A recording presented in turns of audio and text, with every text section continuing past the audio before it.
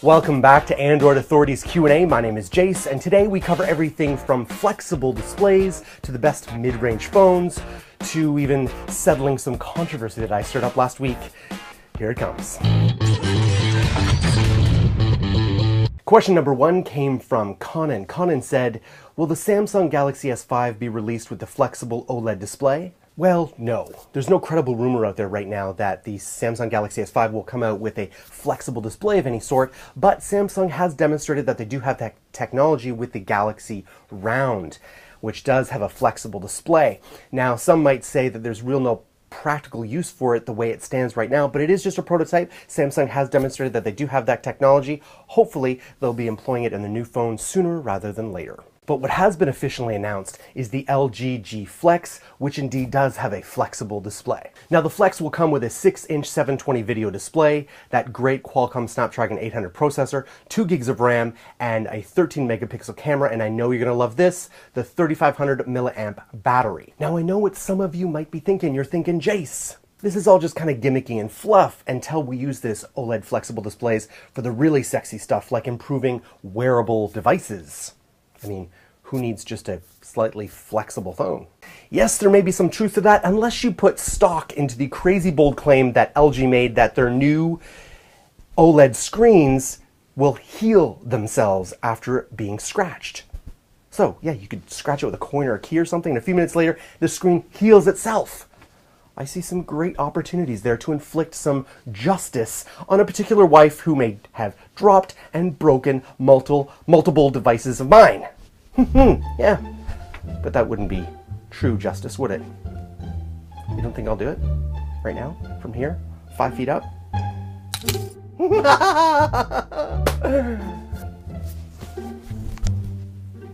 I can't look.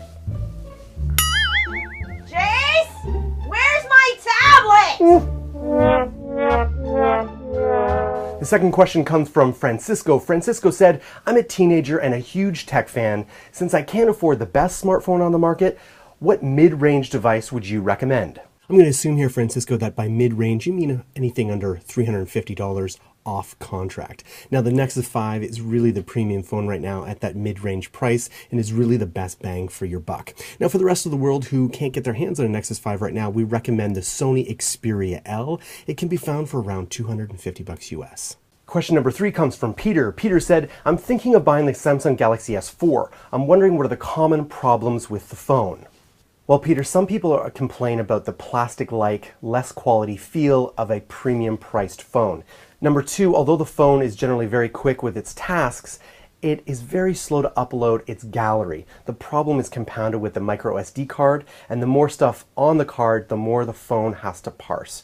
And number 3, when it comes to the Air View and Air Gestures and Smart Scroll, a number of people have complained that although they're very cool in their own way, they are flawed and overly complex and really marring the overall simplicity of Android.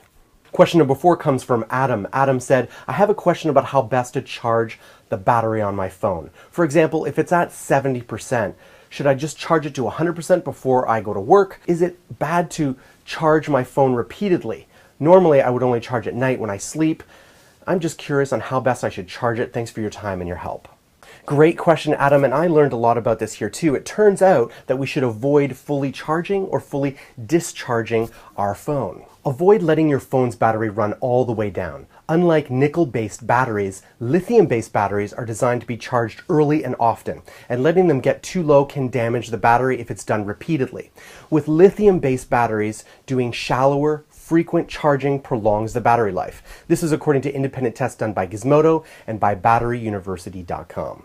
So guys, last week most people seemed to love the first Q&A, but some people thought I was just blatantly, incompetent and didn't know what I was talking about and giving out bad information. So if and when that happens again, please kindly share it in the comments, but as adults, give me some backup verifiable info where I can, back up your claim and if I stand corrected to correct myself and then share it in the next Q&A the next week. I'm more than happy to do that.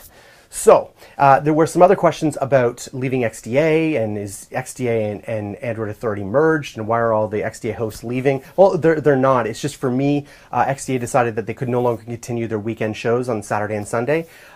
So, you know, I had to move on, and Android Authority was there for me, and I'm happy to be back in the saddle creating shows for you all. So I'm also trying to make a balance between the easy beginner questions and the more hardcore questions. So please keep the hardcore questions coming. I like it.